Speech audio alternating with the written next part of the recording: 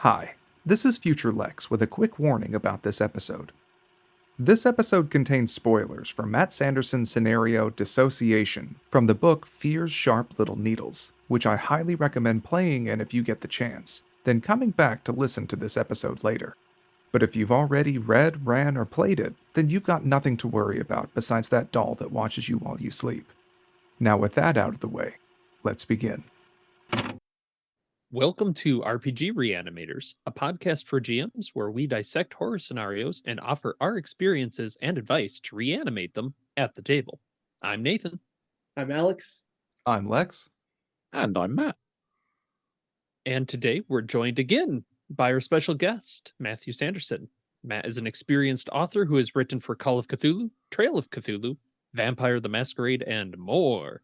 He's a host of the Good Friends of Jackson Elias podcast and has run a number of fan favorite scenarios on Into the Darkness. Thanks for joining us, Matt. Hey, thanks to be here again. So let's see who's in the waiting room. Today, we're consulting on an acute case of short scenario writing. We'll discuss lessons we've learned from our experiences and offer our best advice on how to try putting your horrifying ideas onto paper for others to use. Now, let's begin our consultation. Well, let's start at the very beginning. Coming up with ideas. Where do you start? Matt, where do you start? You're the most experienced of us all. Ooh, it's very context dependent. I could be approached to write a scenario for a particular collection that has a theme. So I'm given that starting point straight from the word go from the kind of developer, or it could be, hey, we've got a scenario collection. Do you want to pitch something to us? So it could be very restrictive, or it could be very, very open.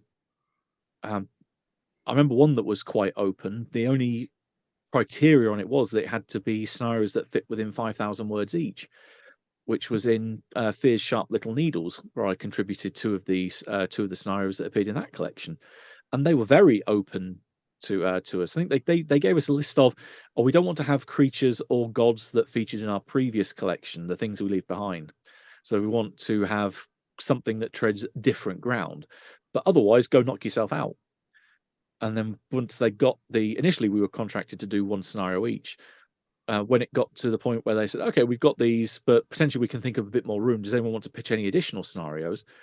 And I pitched another idea just saying, well, how about all the PCs that actually they're all brains in Migo brain case jars? And Jeff jumped on that immediately and said, yes, write it now.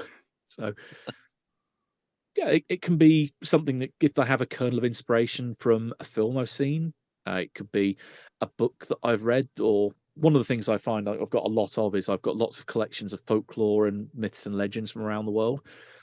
The study I'm sat in now, one wall is pretty much just that I've got a lot of library reference material that I draw upon. Or it could be places that I've gone that I think of suddenly, actually, this is an interesting place. There's a little bit of history here. How could I weave that in? So real world events as well. I try to immerse myself in random bits of knowledge and try to find those random bits of inspiration wherever they might hit, because they can literally come out of nowhere, but I know them when I see them. Do you find that you kind of use different sources for different systems? I know you've run a fair bit of Vaesen and Call of Cthulhu, Vampire, that sort of thing. Do you have go-tos for those? Yeah, there's two of those examples I can name straight off. With Vaesen, I've got a collection which I think was an academic publication which looks at the commonalities between various types of Swedish folklore. So it's a very dry academic text in that sense, that it has all different stories and then variations upon where each of those elements appear, and then cross references with other stories. So you can have like the different times the devil has appeared in a particular folk tale, and because the base version of Vaesen is all about being set in Sweden, that is my go-to reference material. I've got a couple other bits of things like magic in the Scandinavian countries in the Dark Ages, but that would be more for flavor, for background. But my go-to is that particular book. Whereas for Vampire, I'm actually running a small LARP at the minute for Vampire the Requiem, and I go straight to a collection of folklore books that I have, which are broken down by county in the UK.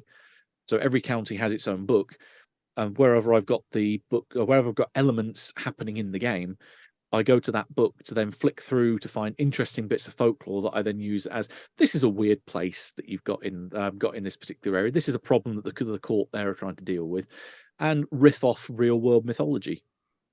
And it has interesting effects. So my question for you, Matt, is your writing process similar for when you're writing scenarios for different systems, or do you take a different approach for each system? I think the scenarios I've written for Cult being the next different rule set in mind. Yeah, they are different because the rules do have an impact upon how you structure how you structure certain games. Like for even Trail of Cthulhu as well, because that's a very structured, or any of the Gumshoe games, they're very structured scenarios that they go from one scene leads into another, and then you say where they come from, the different clues that you can find in there. It's all very catalogued. Right. Whereas in something like Call of Cthulhu, it's very much more freeform. And in Cult, it's almost a little bit towards going off on a tangent from that, because the results of various moves can be very much a case of the GM having to make stuff up on the fly. That's almost setting a framework for a scene rather than having that catalog description of X, Y, and Z is going to happen here. But the rules then say that there can be so much more that suddenly jumps into that there's got to be enough flexibility and free form ability for the GM to cope with the results of said roles. So yeah, it's a very different process between writing for different systems. How do you kind of keep those in your head as you're coming down with these? How do you make notes for writing these? It's almost different for every scenario, that they all tend to grow fairly organically. Sometimes it can take quite a while for it to manifest for me. That I know one I'm working on at the minute, just doing the kind of bumbling it around in my head stage is probably the longest part of it. I tend to gestate ideas and bounce them around in my brain for a long time before I start writing anything down. And this one that's been bouncing around hopefully will be the next scenario of mine to appear in the Blasphemous Tome. So coming up in kind of the back end of next year, at the end of 2024. I've got an initial idea that I want to have it as a modern day riff on Dreams in the Witch House, but that's evolved a little bit thinking about the setting of where I wanted it to take place. I've changed it from a fairly rural setting to a kind of grimy, really run down inner city slum environment, which has then evolved a bit more of the theme. So it's become now in my mind somewhere as a halfway house between Dreams in the Witch House and James Herbert's The Rats. So it's going to be quite potentially a quite violent, very gore-heavy scenario, depending on how it eventually ends up. And Brown Jenkin will have like a cool futuristic little visor that he wears, that sort of thing. Or maybe some big mutant rat friends of his. Yeah. So I would say I usually get my ideas from just life experience. If I have an idea, I will immediately write it down, like on a notepad or on my phone, and I go ahead and sort my ideas into 3 subsections: evocative imagery, scraps, like maybe mechanics, some things that will be fun or fun encounters, and then just hooks. And I will kind of make piece by piece, make a scenario happen. For example, just from a life experience, I got stuck on a roller coaster. And I, like, on my 30-minute wait to get down, I'm like, what would happen if I came out of that roller coaster different and changed? And that was a seed for a scenario I went on to publish for Shotgun Scenario. Ooh. I think we have a bit in common there, thinking of those very visual ways of outlining scenarios. I'm very much like in the vein of thinking, if it was a film, what would I see on the screen? And trying to think of those moments. So yeah, that's something we have in common there. Yeah. I have a similar process where it's either I'll take down, if I had a dream, or especially reading something in a book, seeing something in a movie, or just a weird fucked up thought comes into my head, I'll either just have them, I don't sort them, but I'll have it either as a hook or just as evocative imagery. and then just take it down in the notes app on my phone right then and there. Many times it's been like 3 a.m. and I have to blearily type on my phone to get it. But it's like, yeah, so this one is at a circus playing a dart or target game with stuffed toy prizes hanging on display. While their focus is on the game, out of their peripheral vision, the prizes look different, dripping, hanging fetuses from different types of mammals. But when they look head on, they're back to normal again. And so then just kind of keeping those, and if I'll reread them, like then trying to pick which one I would want to try and expand on or find a way to drop those in on something. Just proving that carnival games are really weird. Mm-hmm. And you just have to write down these notes right away, because I think David Lynch put it best in one of his many, many interviews, where it's like, there's nothing more depressing than losing a good idea. This is why I have numerous moleskin notebooks within arm's reach. Nice. All different books for different systems or different themes. I wanted to ask, kind of based on that, Alex, I know you're more writing things using Google Docs. Yep. What other kind of tools do you use? Yeah, so for Google Docs, when I'm formatting outlines, I like after I have all the information, the NPCs, everything, I write it up formally using Google Docs, and that way I can have the outline feature. When I GM, I can click on the left-hand side and jump to each section. But when I'm drafting, I actually use a flowchart software that will help organize who my NPCs are, my outline, the themes I want to hit home with, everything from the setting, historical accuracy, and then if I'm writing for Call of Cthulhu, then like the mythos tie-in to the historical. You'll be pleased to know Scott Dorward does exactly the same thing. Oh, Or very he nice. used to anyway. He uses a different program, but it is the same kind of flowchart diagram thing that he uses, and then he uses that to drop in to make a master text document once he's got everything in place. Very nice.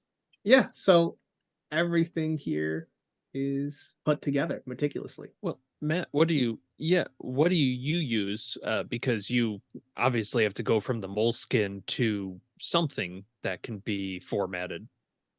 Yeah, generally I'll write it up in, or at least put my initial notes down in my trusty notebooks.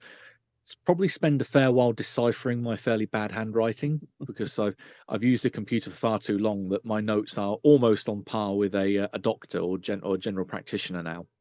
Despite having a fairly nice collection of quite nice pens made in various different materials. I've got completely whole titanium pens down to the nib. I've got a big chunky brass pen as well, or bronze pen rather. Sorry, that is very heavy. But still, my handwriting is illegible for the large part. So I spend a while deciphering what I've written, which can then lead to some interesting tangents from that, thinking, did I write that, or was it something else? All I'm hearing is a real life roll English as your native language skill. Yeah, exactly. Yeah. And then afterwards, I just put it in Word. I literally just go straight into a Word document, because that's what I'll eventually have to format it into when I send it off for submission. So yeah, I just stick with that. It's great to get the scenario writer for a publisher's view. So that's cool. Usually I run my games just online, so that's why I just put it in the Google Doc.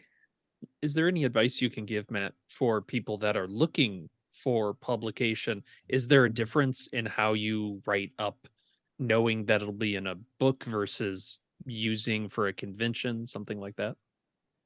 Yeah. If I write it up for myself, I'll write it in, so I still put it in Word, but I'll play around with the fonts a bit more. I'll make headers very much more distinctive. I still have them set up as hyperlinks in documents, so I can just click to them or want to make a table of contents from them. But I make very much a standardized style for me, where I can see visually where certain things are very, very quickly and easily. Whereas if you're writing something for submission, you have to adhere to the publisher's style guides. Like, for instance, for Cult, they have a very particular template they want you to use.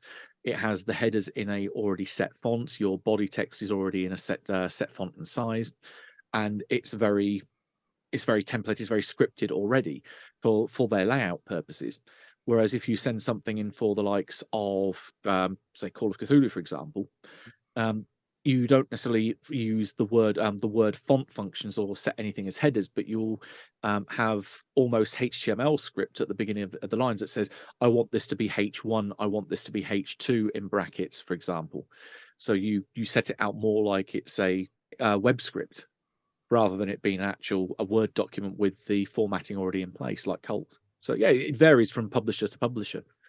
And then you've also got their style guides on how you use certain language, whether they're happy with first person or active or passive voice, for example. So yeah, there's a whole load of other set criteria you have to look into with different publishers. They all work differently.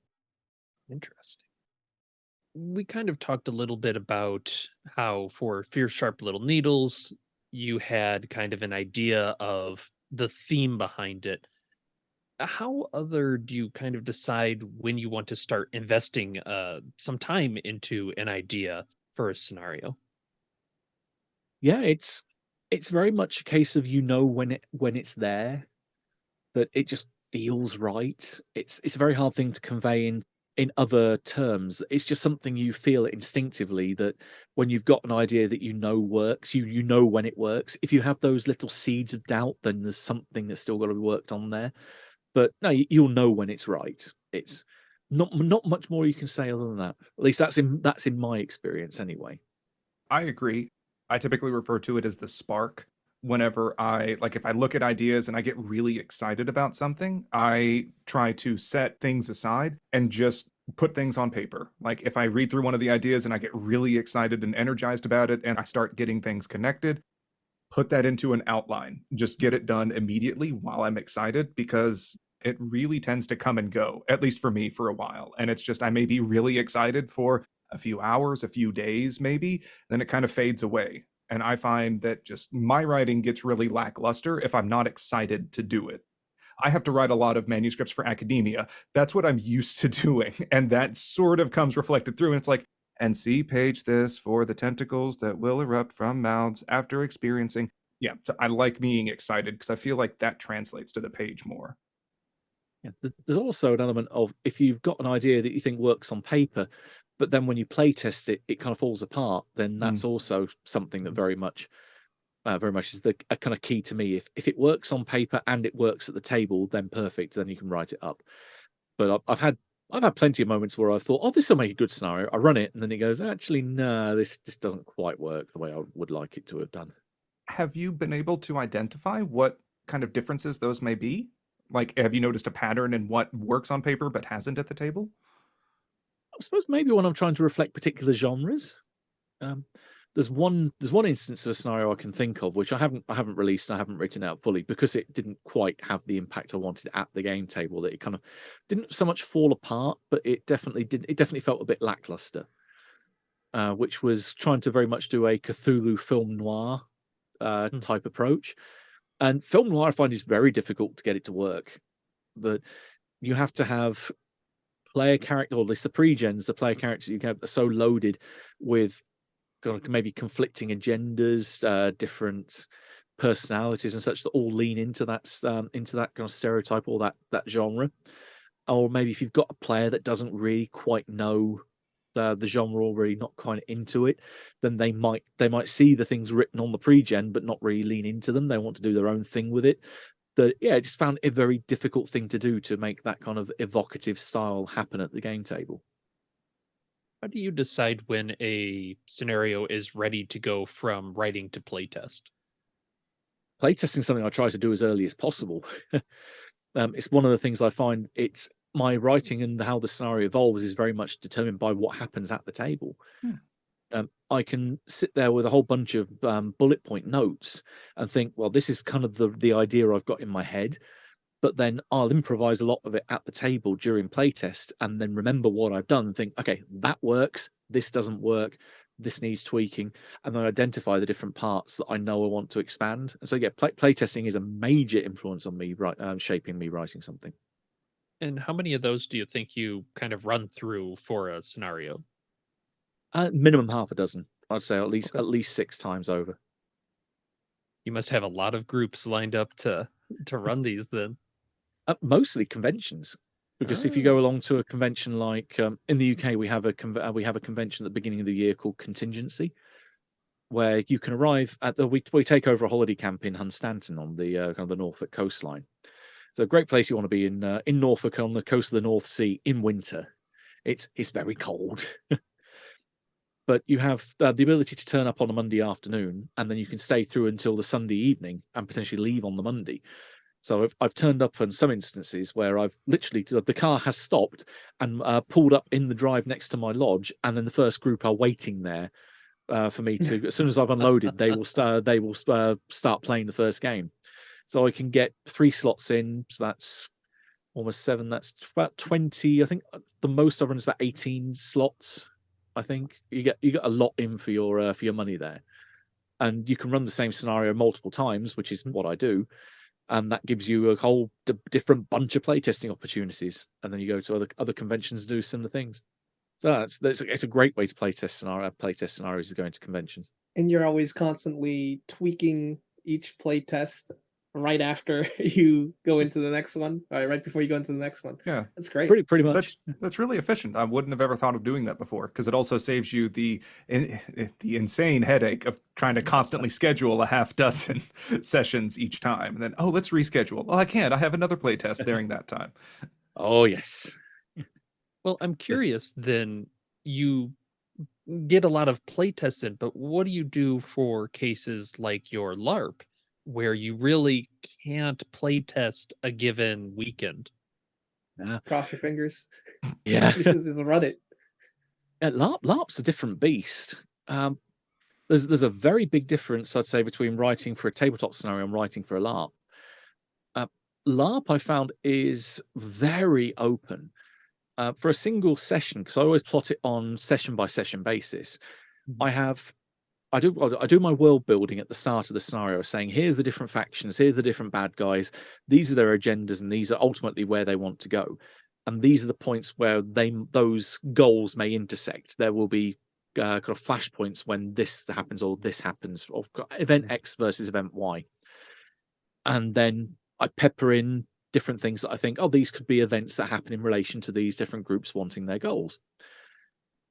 And then when I come to an individual session, first of all, I have a look at what the players have submitted in downtime, because they will submit their actions to me to say, this is what my character's doing in between sessions. That could spark immediate events for me. If someone says, hey, I'm going to set up a political coup, or get the police or someone to organize a riot and standoff in this location, that immediately gives me an event I can throw into the game and say, right, this is happening.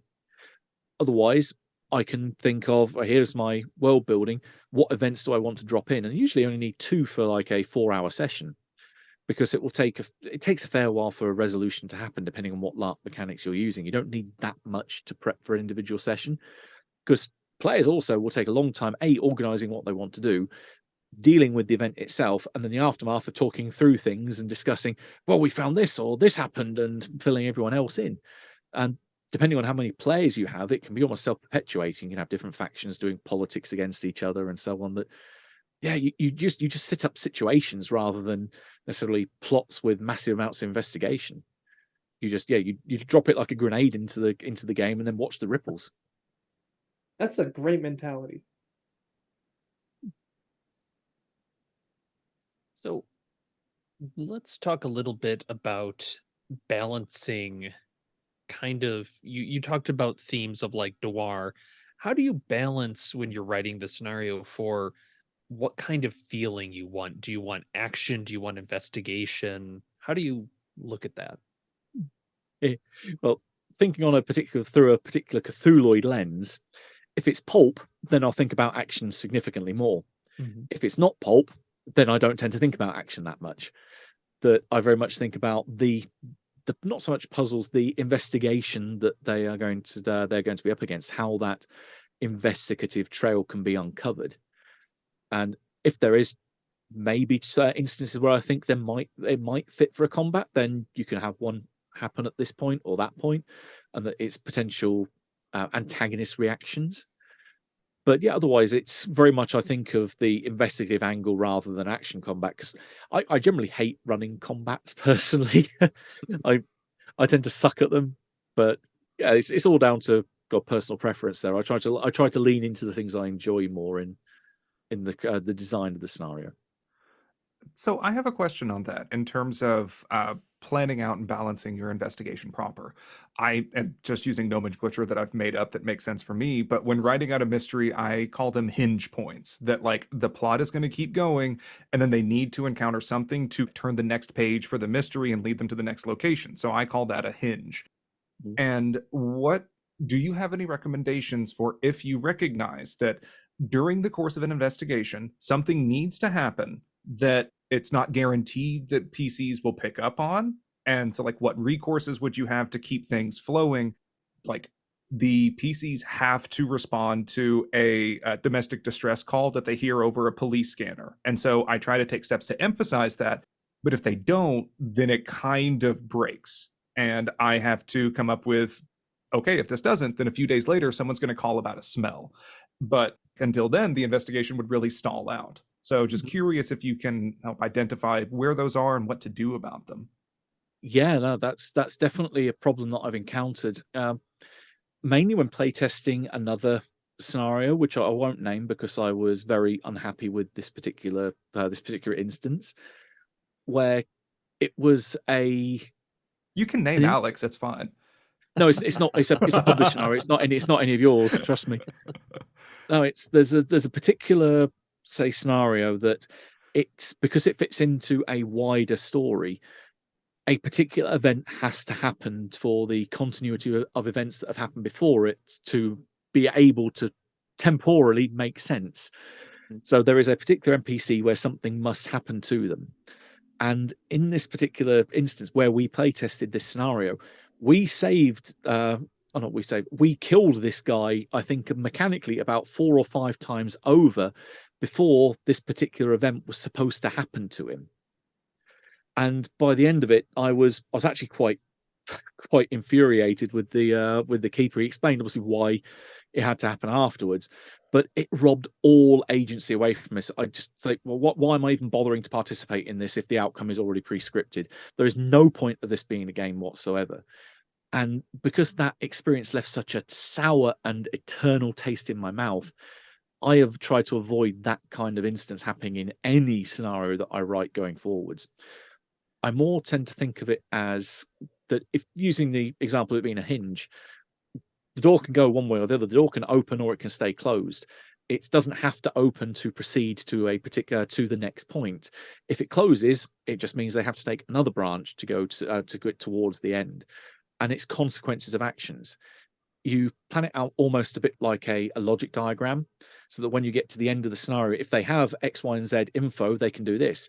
But if they've only got X and Y and not Z, then they can do this.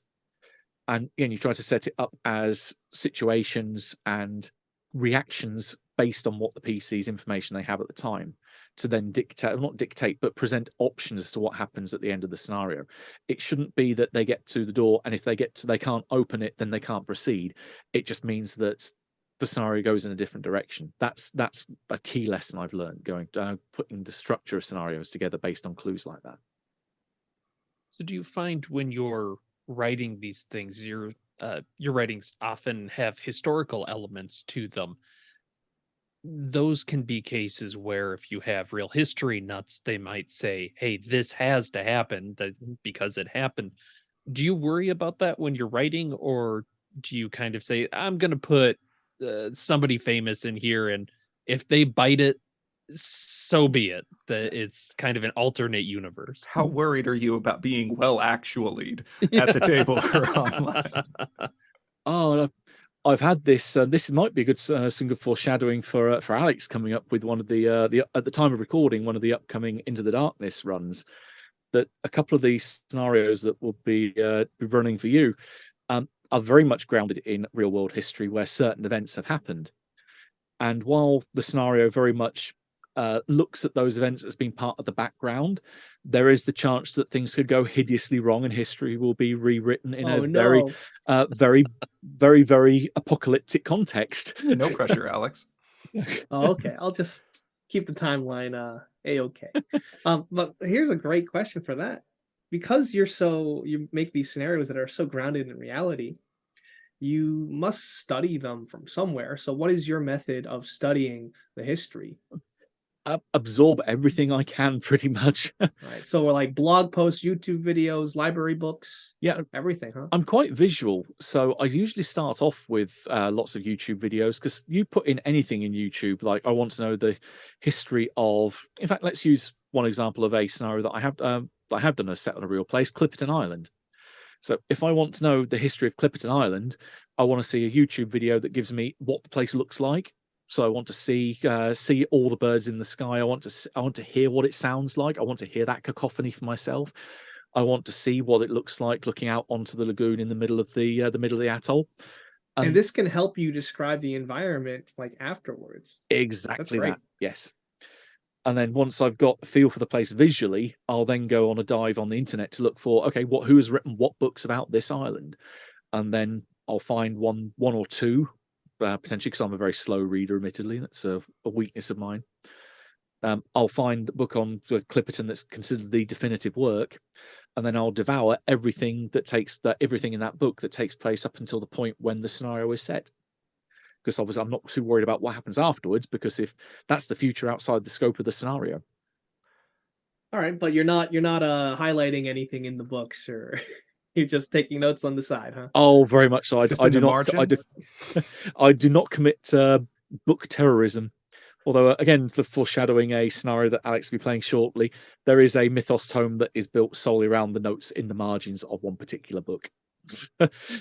Manuscript. It's a published book, but it's all the notes that various people and various sorcerers over the years have written in the margins forms the mythos content. Solomon was here. I was about to say, with one note for a good time, call. Mr. Crowley. It's the number from Last Equation or something.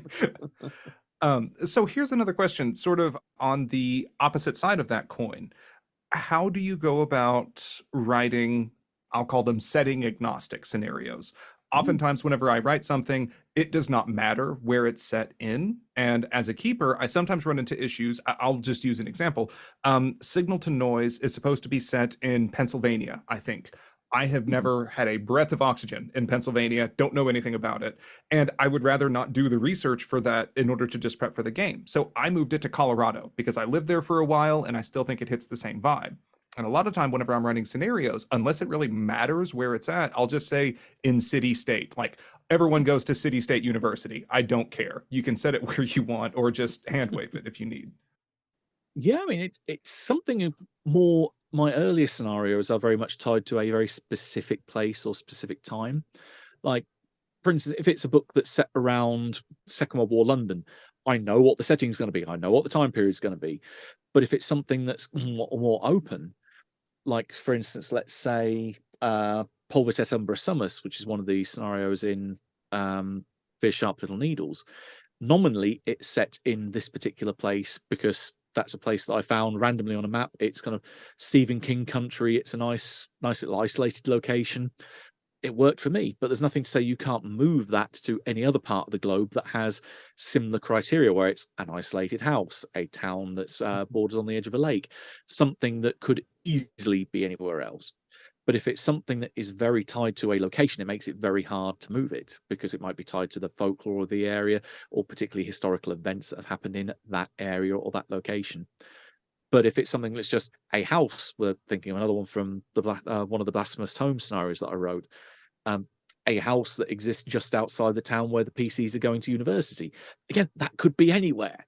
You just fit it wherever you want and wherever you're familiar with and are able to describe at the table in a confident manner.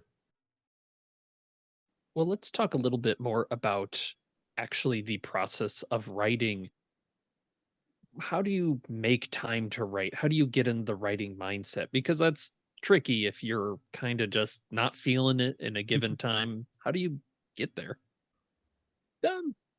Depends on, you ask 100 authors this and they'll give you 100 different answers. But everyone has their own different processes.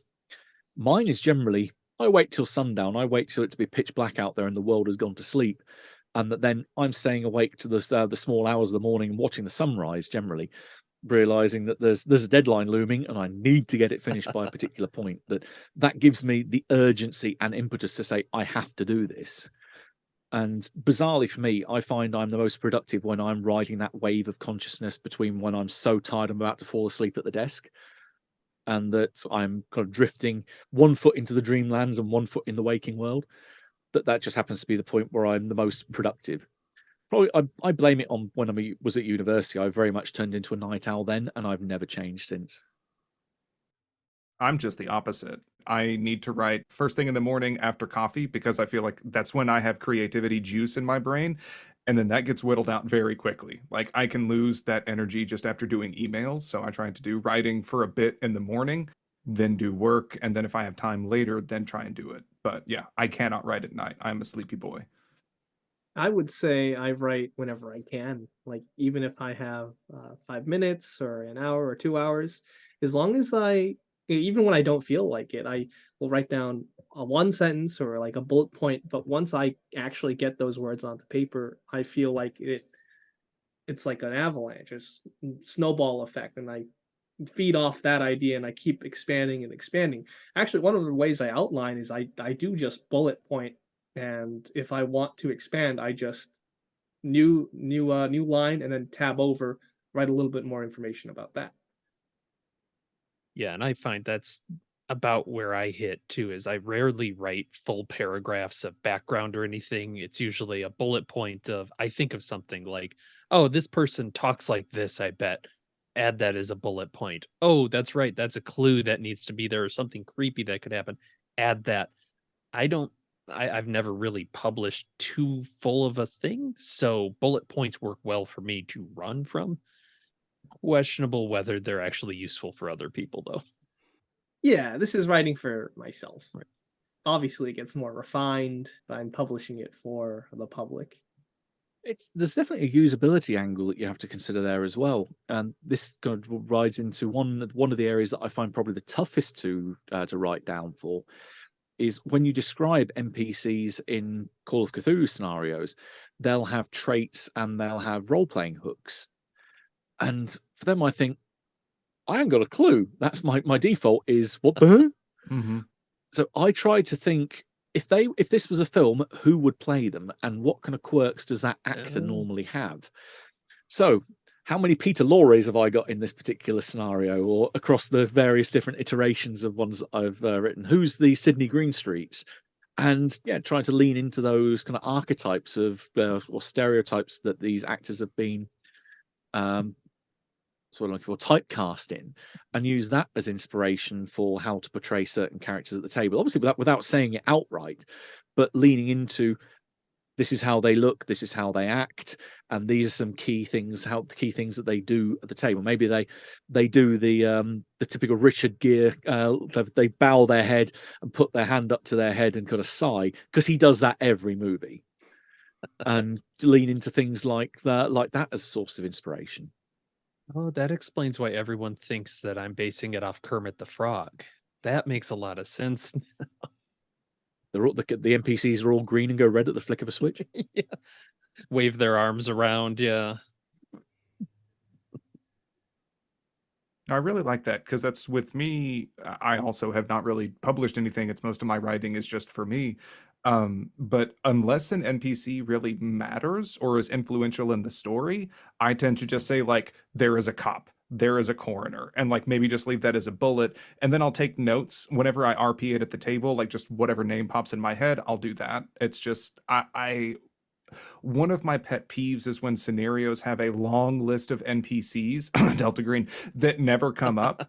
And I trip over myself trying to remember who said what, when, where. And so just saying it's like, if there's going to be these people, let me just come up with it because I'm more likely to remember that.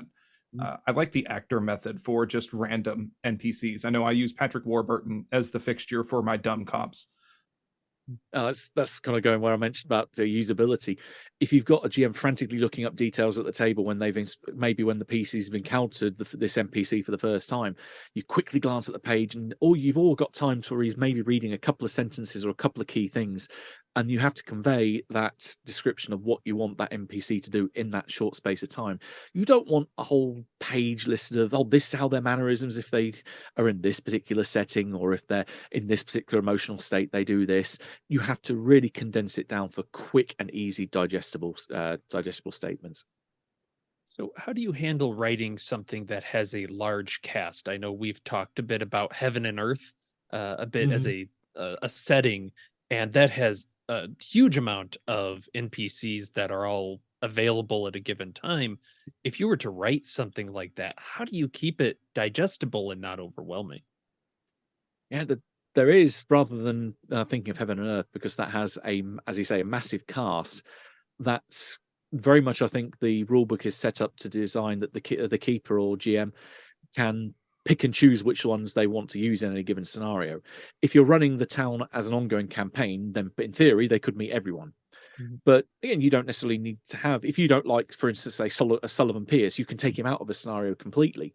Or if you think that the crazy cat lady is a bit too much, then you can remove her. Or Solomon King with his animal court can be a bit too off the wall. You can remove him. It's very much who you want to appear on your stage is very much down to you. But if you have a pre-written scenario that is intrinsic around a lot of different people, that can become a bit of an act to juggle. And I know it's been either, I say, criticism at the most extreme end or observation at the more lenient end of one of my own scenarios, A Message of Art, that appears in the Nameless Horrors collection. And that does have a lot of NPCs in it, because the initial setup is that you're going to a party with all of these different figures that have been involved in an artistic salon in Belle Epoque era Paris. And that there are machinations happening between these different NPCs, and the different certain of those NPCs fulfill a function later on in the scenario. So you have to illustrate that certain events happen at that party that then reflects why things happen to them later on in the second act. But it is a struggle juggling all of those different people. And yeah, it's very much knowing where your own limitations are as a GM to say, can I do this? Like, even for me, it's still a bit of a challenge, and I wrote the damn thing. Conveying all these people at the game table. If it's something that you think is beyond you, then don't worry about it. Don't run it yet. Maybe get slowly amp up in different scenarios that you run of your own writing, that you slowly increase. Well, let's say I've started with 4 NPCs. What if I had another one into the mix in another scenario, and then another, and see where your limits are? You can gradually push that limit and push yourself to be able to do more, but everyone has an ultimate point where they can't cross. So yeah, it's completely down to you as the GM, really, how much you can handle. Start small, I recommend. Yeah. It's easier to finish if it's smaller. Do you have any tools that you use beyond just the actors or anything? Like, do you set up timelines ahead of time for use the party example of, do you set up kind of like, this would happen about this time, this would happen there? What's your visualization? Yeah. I've tried to do that, and that's when I learned a very one of the golden rules. I've kind of labeled it as being a GM or writer. Any plan does not survive contact with the enemy, by which I mean the players. And yes, you can have this wonderful set timeline where, of course, this event's going to happen here. Of course, this event's then going to follow this. And the PCs will automatically fuck it up from the very beginning. They will completely send everything off the rails and make it impossible for event B to happen. That will in turn means that event C is completely impossible to happen. And I had one of these instances actually happen at Gen Con one year when I ran one of the scenarios again that Alex is going to be going through fairly shortly.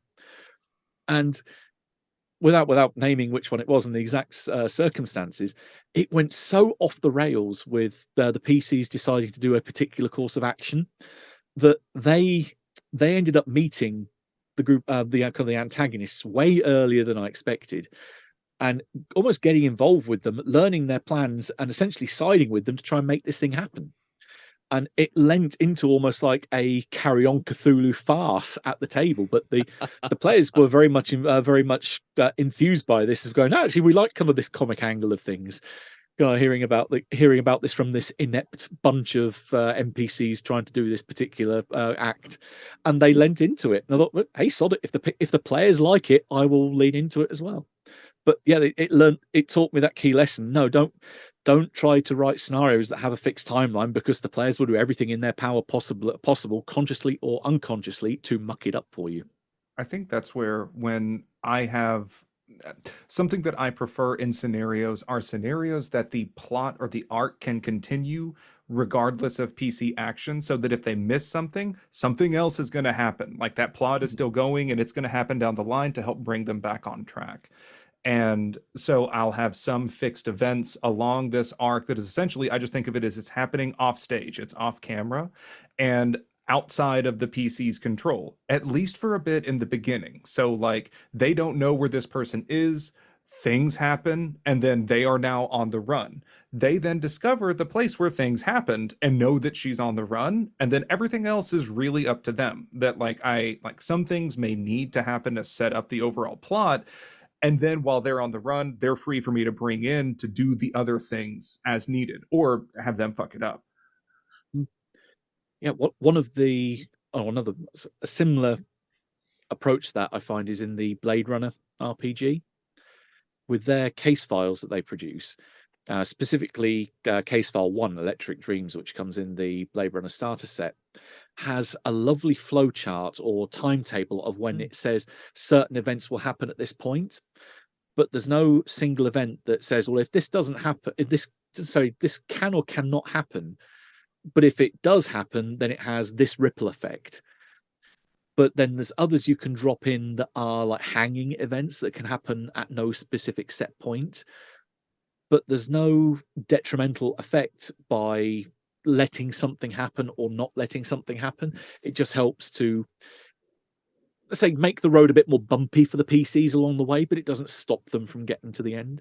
Right, yeah, especially avoiding like hard walls and stalling out for things like that. It definitely sounds like another point in favor for the flowchart method.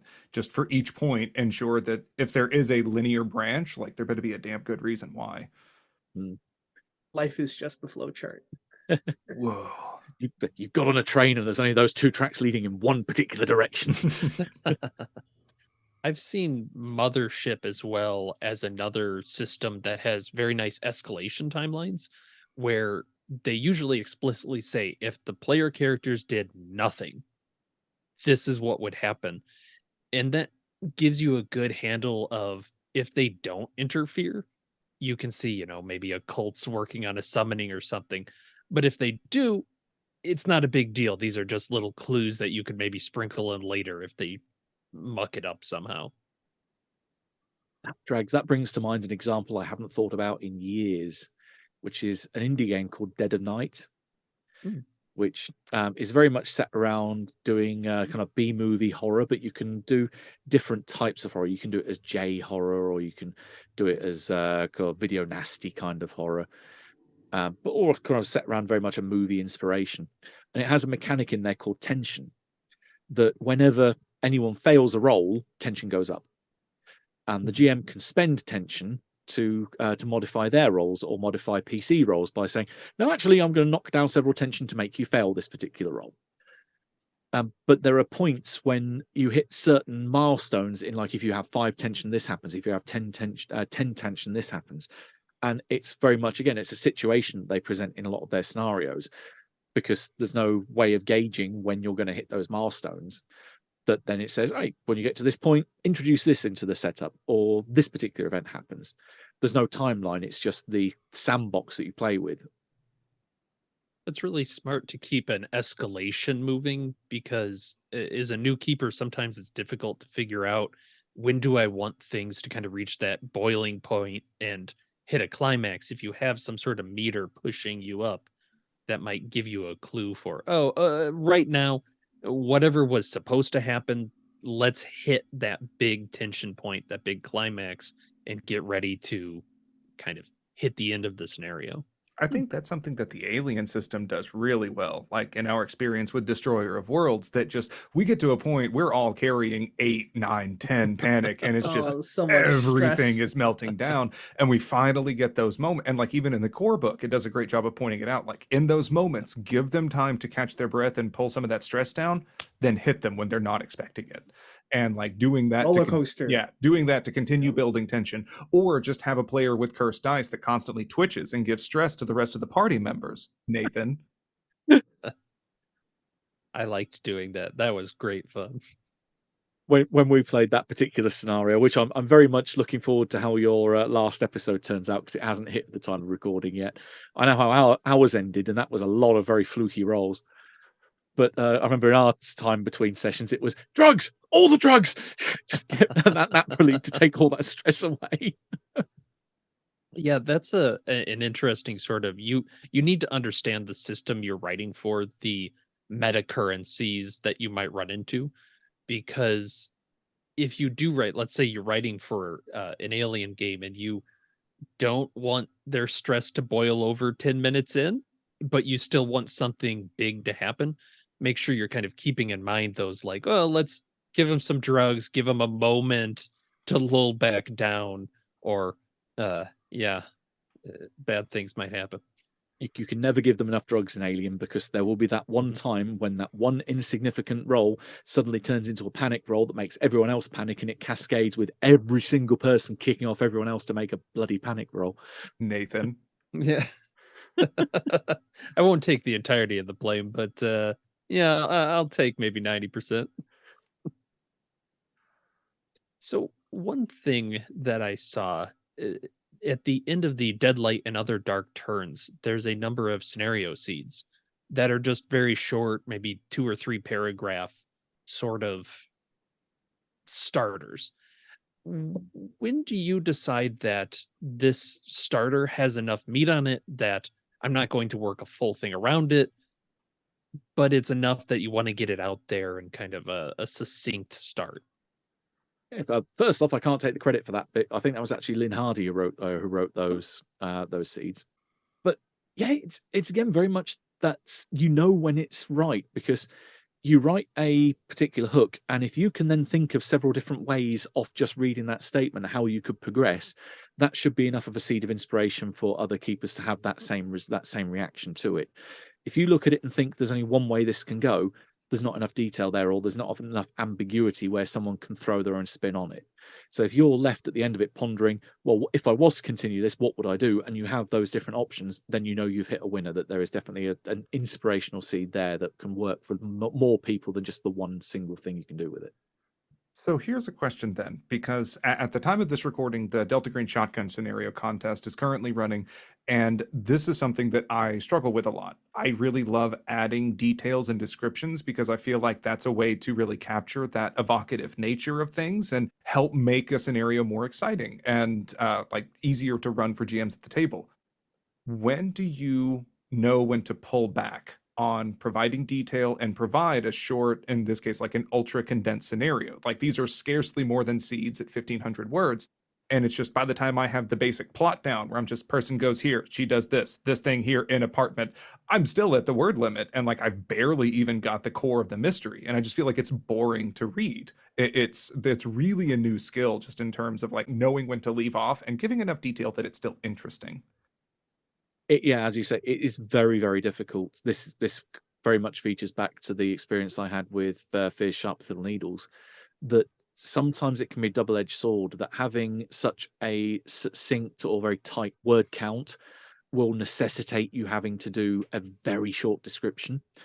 So, like using one of the examples there, the scenario that I had that revolved around Amigo, Dissociation, had one of the encounters in that has a series of encounters which are particularly gruesome, and I try to be very clinical and very, very succinct in describing, this is the experiments they've done on this person, this is what they've done to someone else's body, and this is what they've done to the third person's body, and leaving it as very factual but very gruesome as possible in the shortest amount of word count to give it that maximum punch.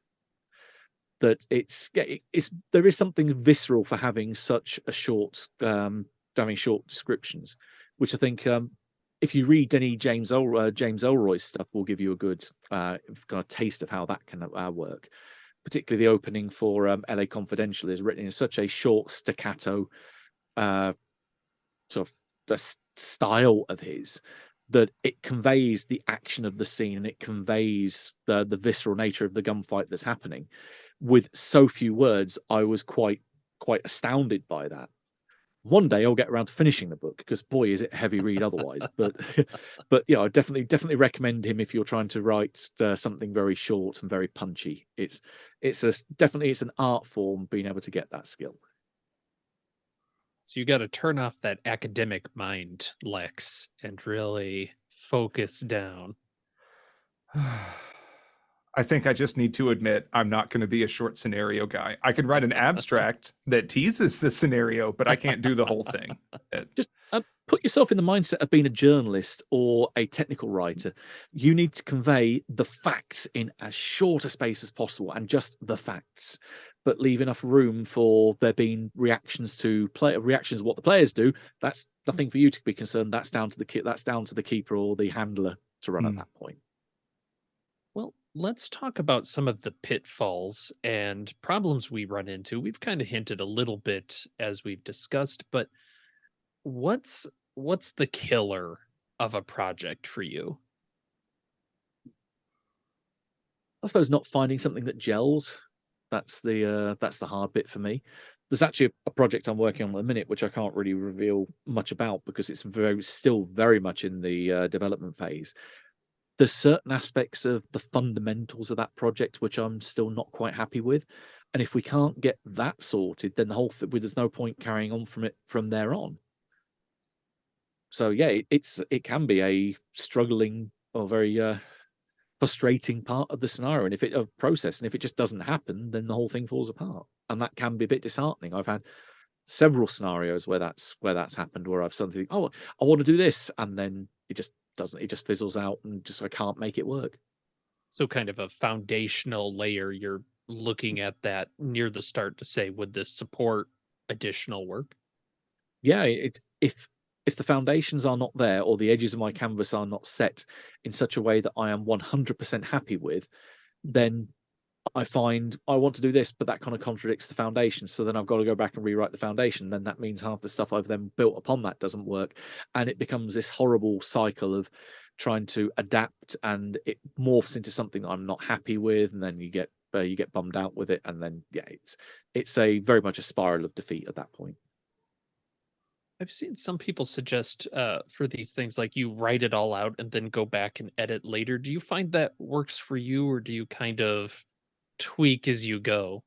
In two short words, hell no.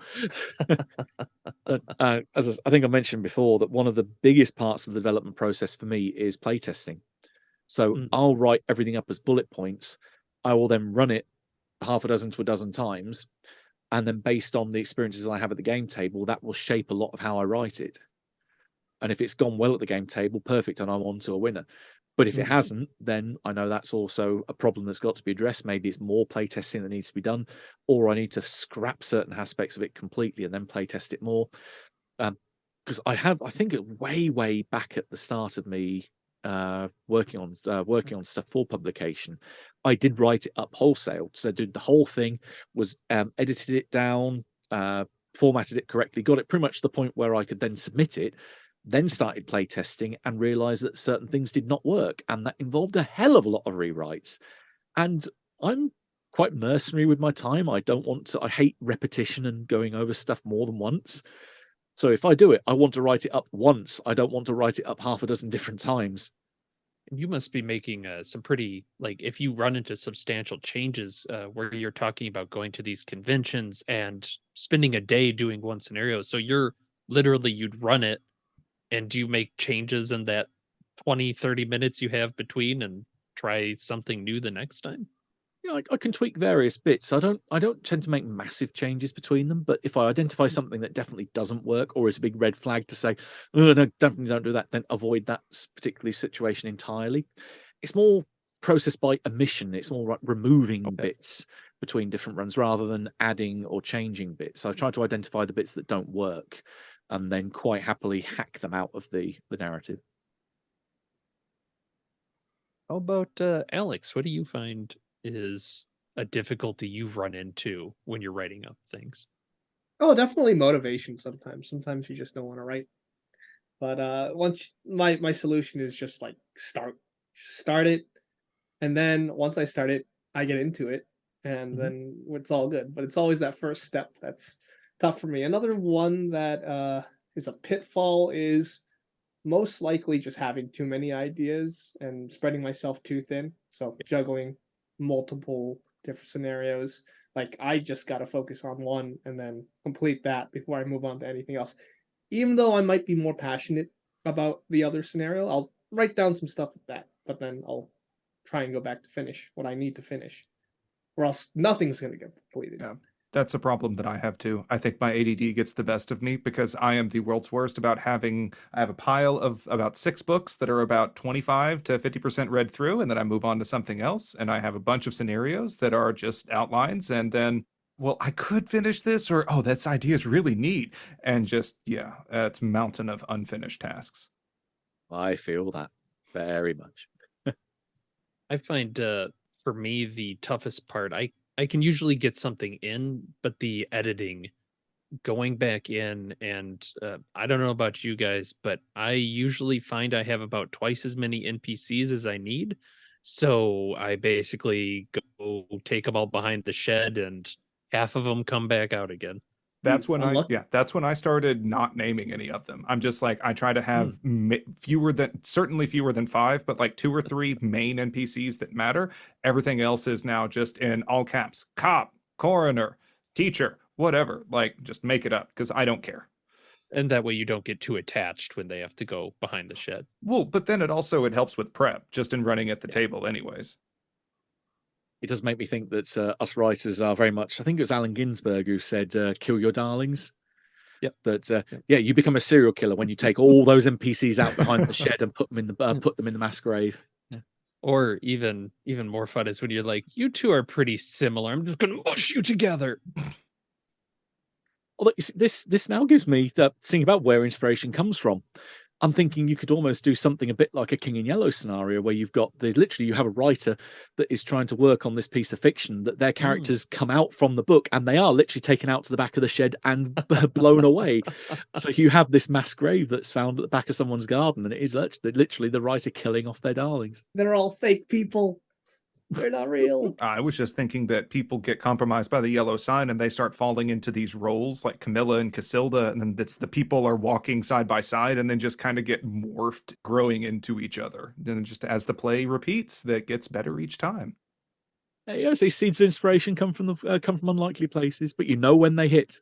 So. Write it down, or else you'll lose it forever. Shit. Well, actually, we have this memorialized via audio. So I don't know. And this one I'm curious on. Have you run into this before? You go to the effort of writing something up, you're just about ready to run it, and then you read the pretty much exact scenario that you just wrote somewhere else and go, no, it's been done. That actually happened to me. Yeah, me too. Yeah. But I did it better. This is not limited to scenario writing either. This is a huge thing in academia that it's a joke is, don't you hate when someone goes and scoops your idea and writes it in a manuscript in 1987?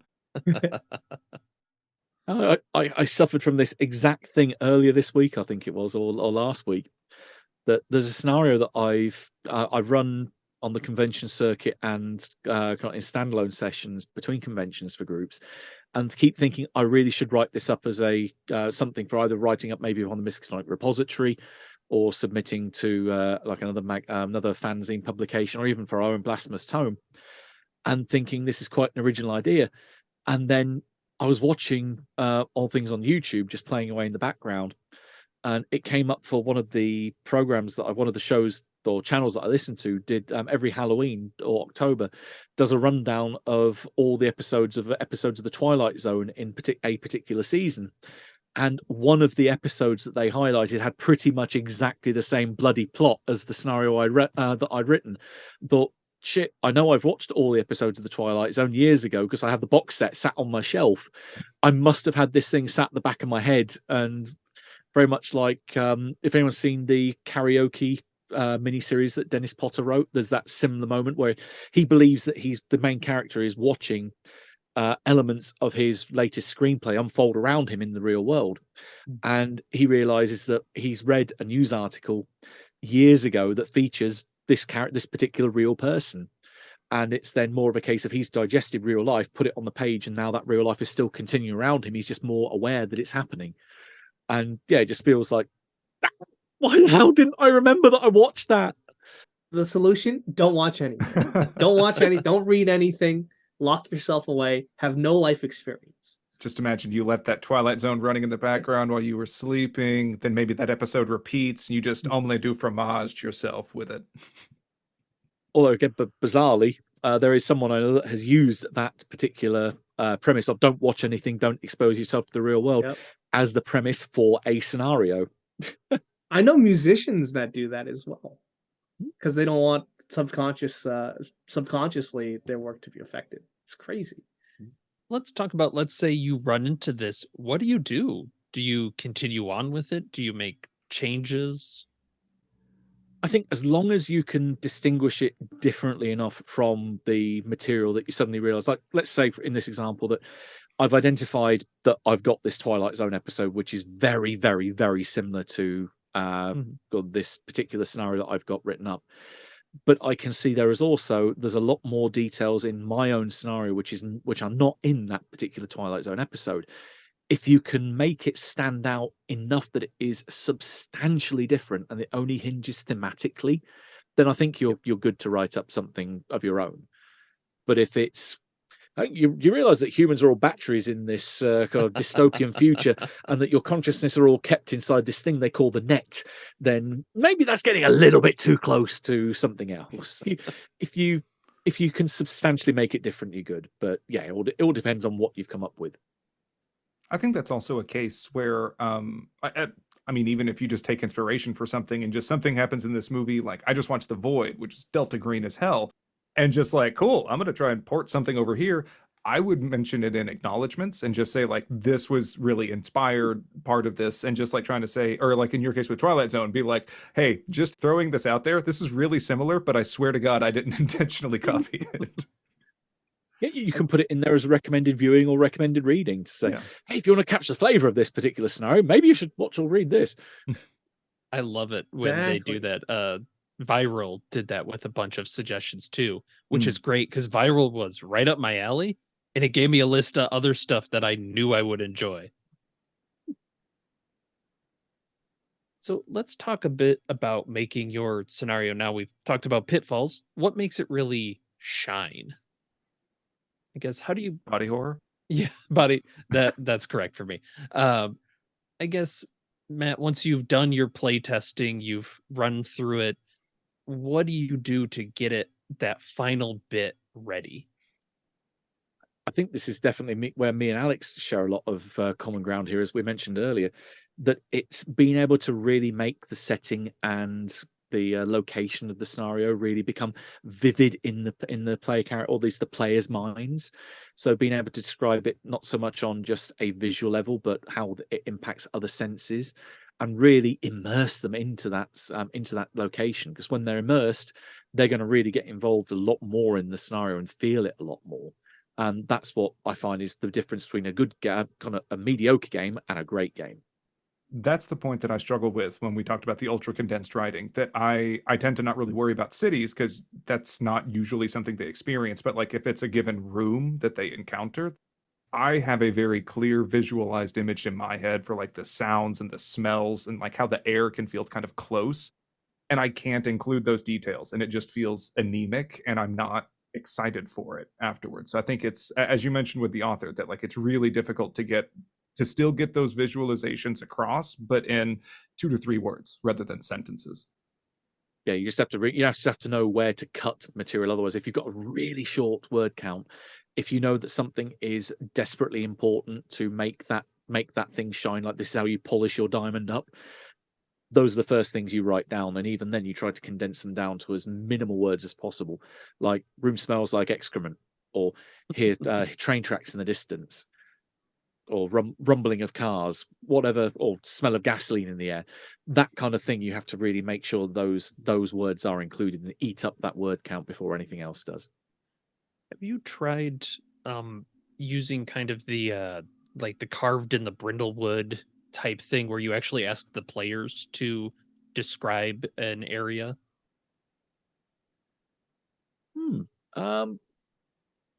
I've definitely not in a Call of Cthulhu sense. Oh no, correction. There is one instance I can think of where where it's used in Call of Cthulhu in one of my scenarios. And that's educement, Yep. where it pulls I from was the thinking of that. where it pulls from the player's memory, or at least the player character's memories. So I very much will put questions through the PCs in the course of that scenario. But in a lot of others, where it's very much the PCs or the investigators are acting against a pre-written environment, then all of that would come from me. So it can happen, but I'd say 95% of the time it would be that it's the description is on me. It's not so much them that would take that on, unless maybe in a campaign where you're going to an investigator's house, and then I'll ask them, okay, so what does your house look like? Describe it for the other players that are going there. If it's something that their own little environment within the bigger story, then yeah, by all means they can narrate that. But otherwise, if it's say the preset locations, a lot of it's going to be on me. Yeah, that's interesting from a different kind of system idea too. That Call of Cthulhu probably has a little bit more of the investigation built in, where you need the keeper to run it, whereas some of these others are more player driven in terms of describing what they see, how they feel, that sort of thing. Sorry, Alex, you were gonna say something. Oh, I suppose it's more when you're writing a scenario, you're basically an author leaving an instruction manual for the game master, because they don't have the same game mastering style that you have. You have to write for an infinite number of game masters who all think differently. So if you describe the city as moody, then the game master can interpret those lines and then come up with their own visualization to make the game theirs. Yeah, very, very much so. So leaving it open enough for interpretation is also a nice thing to do, so that people can bend and twist things as they want. Alex, what are some other ways you've really kind of polished your scenarios? Definitely have someone edit, because they will. When you're reviewing your own work, right, you don't have the objectivity where you can identify, hey, what's going wrong, because you're you when you wrote it, you're not going to have another person's perspective. So that's up to the editor to do, so they can really polish everything up, get rid of stuff that's not even doesn't need to be there, which will help eliminate word count and all that. And yeah, definitely have an editor. Mm-hmm. Although there is a double-edged sword on that front. There's definitely the positives, as you say, can remove unnecessary word count, which can be a double-edged sword in itself, because if you get paid by the word, then suddenly a large chunk of your paycheck suddenly disappears. As Okay, Charles Dickens. I found with one of my other scenarios in Nameless Horrors, called An Amaranthine Desire, that I included a whole section on the history of the location where that scenario takes place, going back into the Dark Ages and explaining how the settlement had been founded. Great stuff for the keeper if they want to get a feeling of the place. But ultimately, for the more mercenary editor, was more of a case of, this isn't essential to run the game, so I'm cutting this whole section entirely, and that cut about 2,000 words out of my word count. But also, you can have an editor which can make mistakes. So I would highly recommend that once you get an editor, you get the scenario back before it goes to publication and check to see what they've done. Because I've had a couple of instances where a scenario goes to print, and then I'm looking at changes they've made and going, what the hell are you doing? Why did you do that? Because then I haven't seen it before it hits print. I'm thinking, no, you need this information much earlier in the scenario for this to make sense and contextualize stuff to a keeper. They don't have to go to the very back of the scenario and suddenly realize, oh, so that's why all this stuff's happening. You need information up front and earlier signposted to folks. Or other instances where the editor has made some quite glaring mistakes by accident. Like one instance I can think of where someone did a find and replace on the turning the word 8 into the number 8. So they just look for EIGHT and find replace with the character 8. Well, what does that do to words like height or weight? You suddenly have H8 or W8 in there. That you can have errors that even editors make. So having another set of eyes to like 4 eyes or even 6 eyes principle on stuff, again, highly recommended. Have an editor, but don't be afraid to fight them. Yes. Challenge. Well, work together. That's other things I use in order to liven up my games is when I have these great ideas, these scraps, these memorable scenes. I try to make sure I have the players hit those. Also, in terms of having just a really fun core experience, sometimes I would come up with like a neat mechanic, and then I give it a fresh coat of paint, like apply the mythos to it. That way, even if the story is maybe so, the mechanic is fun, right? So, for example, like I haven't written any of this first yet, but I have the mechanic of cutting a character sheet diagonally in half and then swapping it with another half from another character to change a skill or whatever. And that's still hella fun, even though I haven't painted it yet with the mythos. I have had something similar happen in a game before. Nice. That after the result, this might add some layers of inspiration for you. And I'll give credit where credit's due. This was Paul Lawrence who did this for me in a game that was Cthulhu in space, or maybe should be said as Cthulhu in space. Good, I'll get the good pigs in space references in there. That when we had significant sanity rolls that we made, if we failed them, he took the sheet away from us and then gave a new version of the sheet back that had little nice. things tweaked. Like certain skills were obliterated and certain parts of a message gradually revealed itself going across the character sheet, or were revealing things that your character suddenly realizes about themselves. It was a hell of a lot of effort. And I remember him saying that it was an absolute shed load of work, having like 6 to 8 different versions of every pre-gen sheet. But boy, was it worth it. Exactly, because that core mechanic is fun. So, for example, going back to that example of cutting a character sheet in a certain way and then having another player's character put that back together, what does that look like in game? What's the paint? Well, maybe that can be someone merging together with another because of a Yithian experiment or Amigo experiment, or it could be like their minds melting or a body swap, depending how you cut the paper. So, yeah. It makes me think of like Hounds of Tyndalos or mirrors or glass breaking, and then they may go back in Exactly. time, and their fragments just got shifted, and they got the flied a little bit. One of the aspects of the mythos I've been looking for the right inspiration to hit where I can use it in a way that I'm happy with, is to riff off a lot of the information that's presented in through the gates of the Silver Key. The gate of the Silver Key, rather, which is where you pass through and realize that you are one with Yog-Sothoth. There are multiple shards of your existence scattered throughout time. Maybe one of those other shards overlaps with your own at that point, and that's where the other one of your the other half of your character sheet comes from, is another shard of your consciousness from another time and place. Exactly, and that's all paint. That would be really fun to have multiple versions from classic Cthulhu, modern Cthulhu, and maybe Cthulhu Dark as having different reincarnations of yourself, so that way you can just keep cutting and pasting different parts of the sheet, but have that the sheet itself would look different relative to each of the settings. You use the sheets on the Chaosium website, where each of them has a very different artistic style to them. Mm-hmm. So part of your character sheet is the 1920s, part of you is Dark Ages. Hey, knock yourself out. That's a really good thing to highlight for if you have physical games when you're playing these like at conventions and whatnot.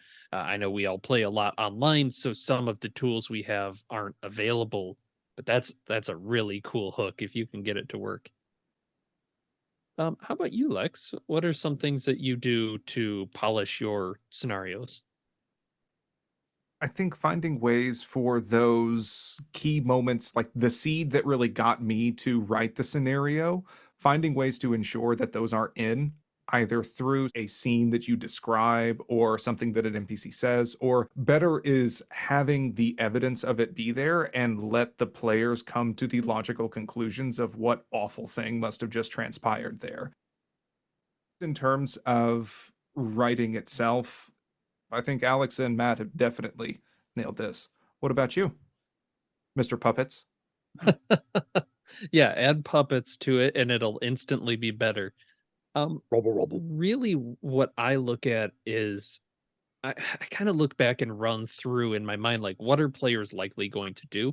Because I don't have as many of the playtests done. So I try and do it internally and say, what are they likely to do? What parts are going to drag? And if I were playing this, does the conclusion feel satisfying to me? Because I've definitely run across a few where it's pretty obvious when you read it. It's like, well, this conclusion's going to be they watch the thing rocket into outer space and there's nothing that they did or do, and they just kind of wander off for the rest. Like, Mhm. it's kind of a dud. They're And mostly just viewers. right, I want to make sure when I'm running this, it's like they are in the bit at the end and they have some sort of repercussion from it. The most anticlimactic version of Color Outer Space possible. Exactly. So basically, yeah, go back and edit and, like Matt said, kill my darlings again. Because usually I do a round and then I start eyeballing them again and I go, hey, that one there, All right, he's you little limping. bastards. Yeah. Yeah. Which Nice one of try. you ain't essential? Yeah. So yeah, trying to cut it down a lot. Yeah. I think sort of on that note is I start with a general arc of what will happen if nobody does anything. But for each of the points, like, I don't want players to ever encounter a wall. So like if they see this thing or interfere, cool, then this gets interrupted and it goes this way. If they don't, then the things are going to keep happening and their road is going to get kind of bumpier each time until they get to the point all they can do is kind of hold on. And then I always try to view it as you're sort of telling a story but providing a toolbox. There is some goal that the evil people, whatever, are trying to aim for, but kind of like Matt mentioned with Saturn Nine Chalice, like, don't say exactly what that is. Be like, they're going to do the thing, then let there be room for. I try and have at least like 3 potential endings for any scenario, just based on what's happening. That way, keepers can have something to draw on for improvising what happens, because I guarantee players are going to do something I never anticipated. But trying to have at least 3 potential options for ideas, but never making anything set in stone for an ending. And I think too, I want to add to that of just go back and not just see like, oh, does it work, but does it fit the theme? Because usually there's kind of a broad theme of like, oh, this is about repetition, this is about Migo or whatever. And then you look back and you go, well, this character doesn't really fit. The like maybe they're kind of living their own thing.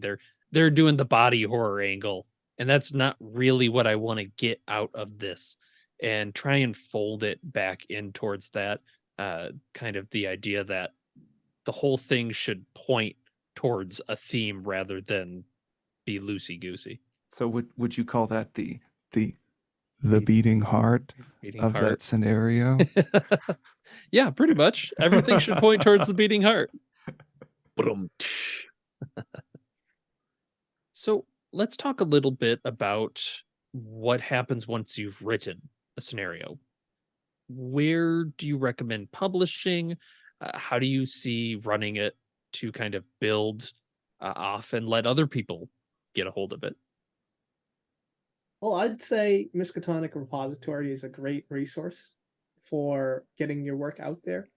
And you do have to be aware of, I think, copyright for some of the mythos creatures. And I recommend Dan Harm's Cthulhu Encyclopedia in order to find out what was published originally. And if you really want to get your work out there, you can just release it for free, or as part of a contest, like let's say Delta Green Shotgun Scenarios. Yeah, there's a couple of other versions thinking outside of the Cthulhu box that are very much like the Miskatonic Repository. You've got things like the Jonestown Compendium for RuneQuest. You've got the 3D Workshop for a lot of their games, which are their own IPs. This is where you also run into various legalese issues with these. That there's certain things like Blade Runner or Alien where they're licensed games that they may well be restricted on what people can release. So be careful about the legal implications of, if you want to write an Alien scenario, what do you do with it? You might not be able to release that because it will be the problems that the publisher has with the license holder at that point.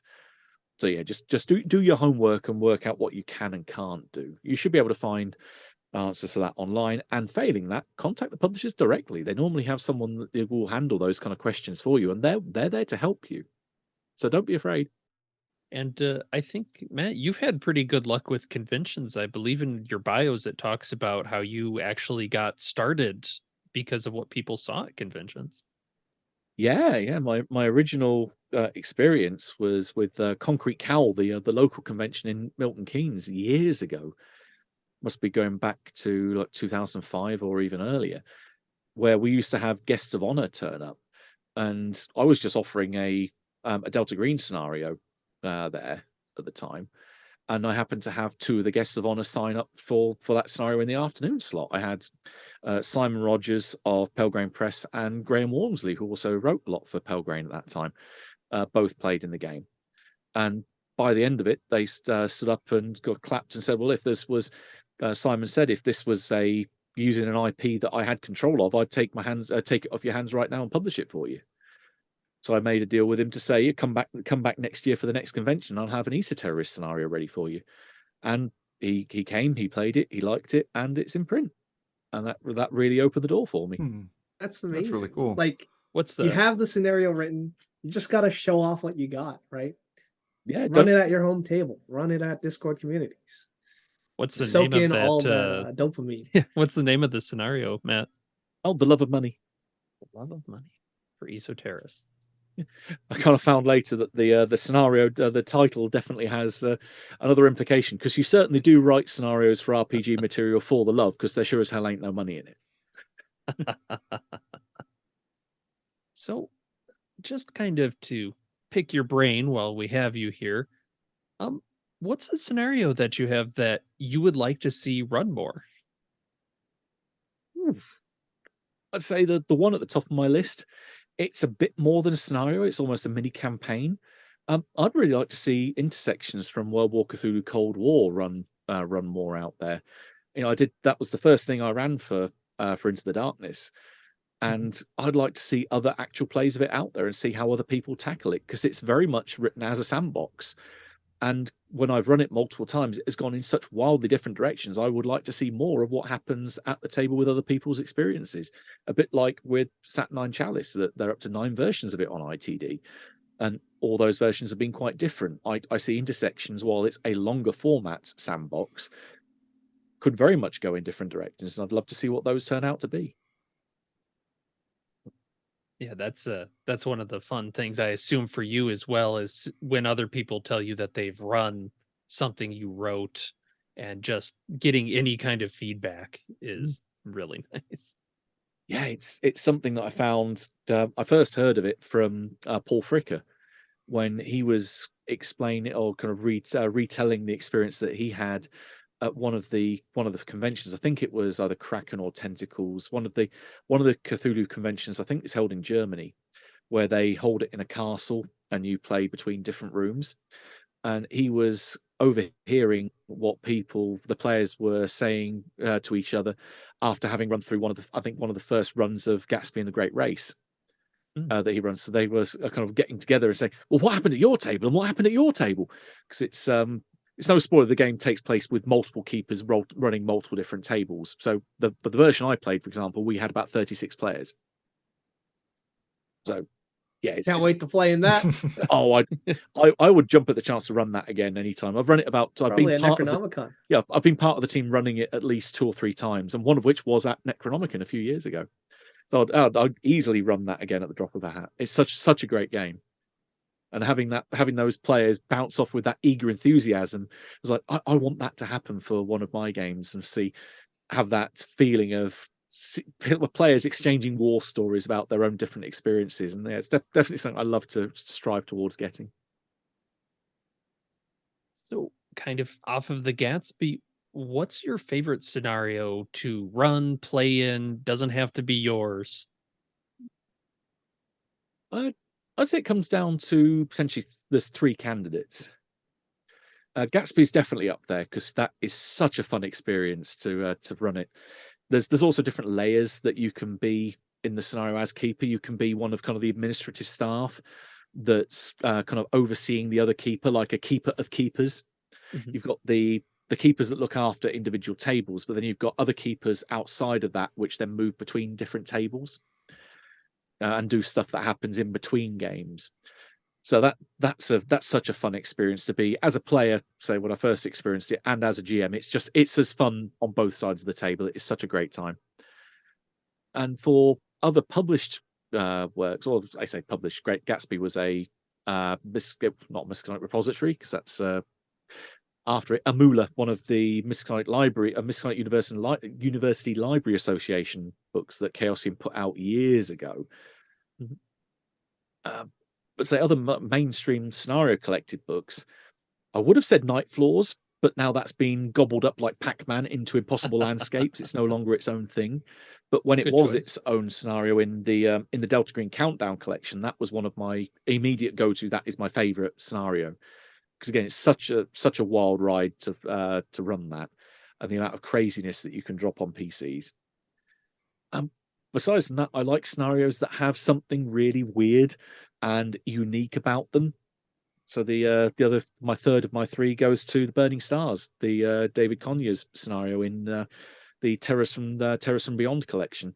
That is an absolutely phenomenal scenario for the hook, and just even from the opening scene and from then the twist reveal in that scenario is amazing, because you just see that every player's jaw hit the deck at a particular point in that scenario. That it is wonderful. Yeah, and I'd say for GMs that want to see kind of what Matt's talking about, there are playthroughs on Into the Darkness. But if you're a player and those sound interesting, hold off. They are great choices. Find some sucker to run it for you. And what's a setting that you'd like to see more of? And how would you kind of adapt it to be playable? Personally, one of the eras I'd like to see explored more, maybe in a way a bit like the some of the more splat books, as I'd call them, that have been done for Cthulhu, things like Regency Cthulhu or Dark Ages Cthulhu, ones that explore a particular setting in detail that's a different time from the main 1920s Gaslight or modern day trio. A very niche one I'd love to see is the English Civil War, because you've got a time period that looks at a kind of conflict between religion and state, or the foundations of the modern state. You've got the birth of what we would consider the modern country at that point, and you've also got a whole load in canonical terms, a whole load of mythos tomes that have been written around that time. So you've got a real emergence of the mythos in a fresh, kind of literally hot off the presses manner at that point. And I think that's such a fertile ground for you to be able to mine for mythos content. Throw into the real world horrors of Witchfinders, like Matthew Hopkins running around proclaiming "She's a witch, hang her," and other such real world horrors. You can easily juxtapose that against mythos horror really well, and kind of make the players question who's worse, us or them. Those are my favorite moments whenever I can get players to turn and ask, "Are we the baddies?" We've got these green triangles on our hats. That explains a lot about why you like Vason so much. Oh, yes. And last question is, what gets you excited about playing RPGs lately? I like to see players' reactions when you hit them with one of those what the fuck moments, or you pull the rug out from under them, see their jaws hit the deck, and yeah, just seeing players' reactions when you drop those kind of bombs into a scenario. It makes my day, especially when you mention like a particular word in a scenario and you see some people go, "Oh my god!" You think that's worth every bit of preparation or piece of effort you've put into making something. Just to see that happen at the table, it's so rewarding.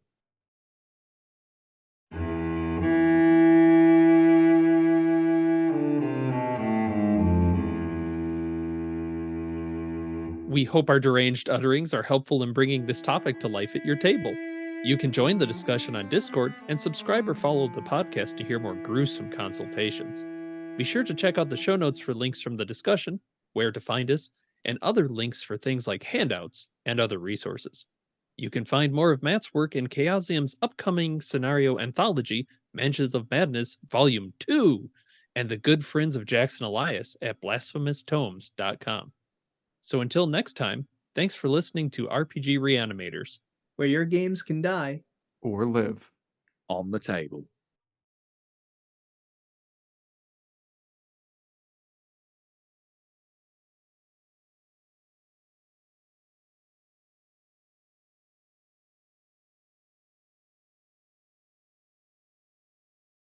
We hope. fired. Oh, damn it! Alex got me. All right, now I You're gonna gotta put another you're gonna have little to- flag. You're gonna have to take him around to the back of the shed. That's all. Uh-oh. Alex, I'm going to group you with the NPCs. No, This is a Stop me. two-host podcast. I'm real. I'm real. So, Matt, how do you feel about being a more regular guest?